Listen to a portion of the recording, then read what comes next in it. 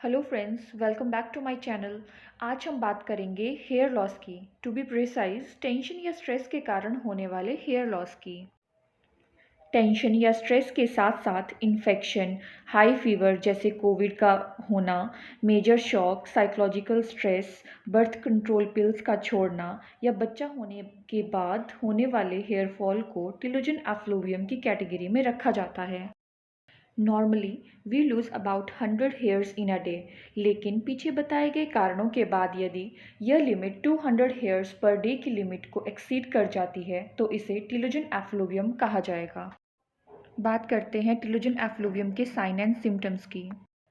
आपके बाल पतले पड़ने लगेंगे। आपको जगह जगह फर्श, पिलो, हेयर ब्रश में टूटे बाल दिखाई देने लगेंगे। टिलोजन एफ्लुवियम में हेयर लॉस कभी भी हेयर लाइन में नहीं होता, यानी हेयर लाइन कभी भी टिलोजन एफ्लुवियम में रिसीड नहीं करती है। चलिए समझते हैं आखिर बाल टूटते क्यों हैं। इसके लिए आपको समझना होगा कि एक हेयर फॉलिकल 3 स्टेजेस से होकर गुजरती है, जिसे एनाफेस, कैटाफेस और टिलोजन फेस कहा जाता है। एनाजन फेस हेयर्स का ग्रोथ फेस होता है, जिसमें एक हेयर फॉलिकल 3 से 4 साल तक बढ़ती है।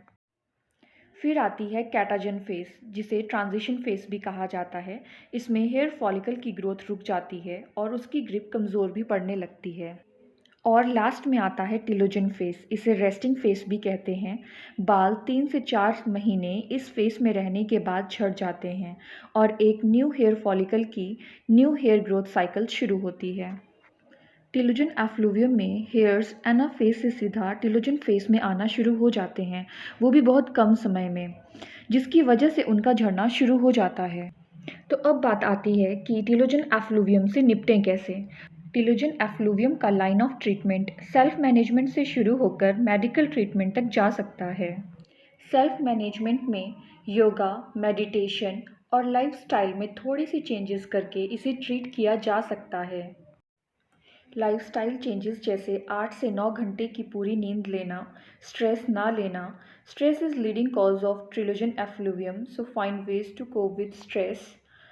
Avoid restrictive diet, balance diet लेना शुरू करें।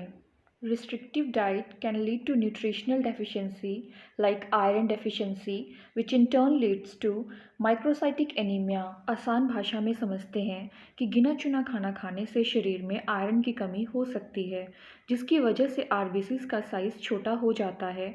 इसमें आरबीसीज एडिक्वेट मात्रा में ऑक्सीजन कैरी नहीं कर पाते और कम ऑक्सीजन होल्ड करने के चलते आरबीसीज ऑक्सीजन को वाइटल ऑर्गन्स को पहुंचाना ज़रूरी समझते हैं, जैसे दिल, दिमाग, फेफड़े, न कि हेयर्स को, और बाल झड़ना शुरू हो जाते हैं।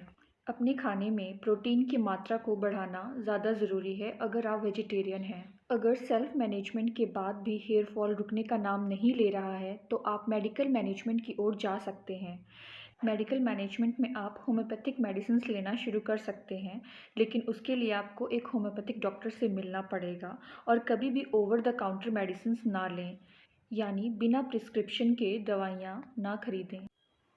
बाल झड़ने पर होम्योपैथिक ट्रीटमेंट ही क्यों, इसको जानने के लिए आप मेरी प्लेलिस्ट में जाकर दूसरी वीडियोस देख सकते हैं।